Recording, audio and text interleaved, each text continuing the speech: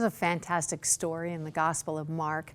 Again, the disciples are with Jesus trying to figure out how it is they live a life that Jesus invites them to live. A boundless life, a rich life, a full life, a life of salvation, a life that brings good news to people. The story is very familiar. It's in chapter 6. It starts at verse 30.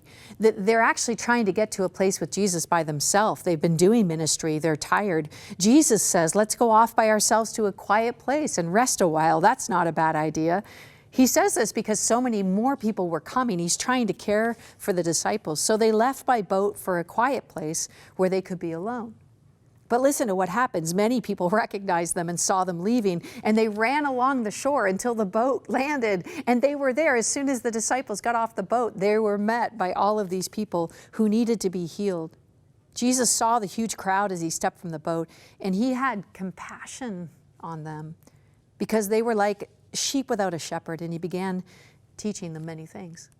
It got late and the disciples started to get nervous because they know Jesus and they know themselves. They're already at the end of their rope. They say to Jesus, send them away now before it gets too late because they're all getting hungry and there's nowhere to get something to eat around here. And Jesus looks at them. Now this is classic. In one of the other Gospels, it says this. He asked them this to test them. It says that in parentheses.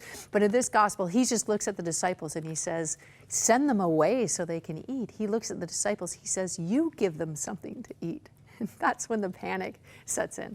I mean, literally the disciples are like, what? We could not possibly feed all these people. We do not have the supplies. We do not have the money. We do not have the capacity. Like, we're exhausted. We don't have any. Like, what are you asking? Jesus says, what do you have?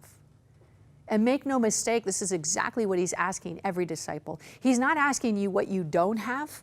He's asking for what you do have, because what he wants to do is take who you are and what you have and multiply it. He wants to add his supernatural power to your natural ability, to your natural provision. What do you have?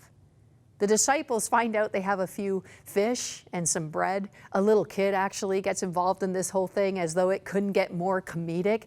I mean, what do you have? Sometimes it's your children. Sometimes it's some spare time. Sometimes it's a hobby. Sometimes it's a pain that you've felt healing for that you can share with someone else. Sometimes it's just your testimony. Sometimes it's some time you can pray for someone. It doesn't really matter what it is. The question Jesus is asking you is the same question he asked the disciples. What do you have?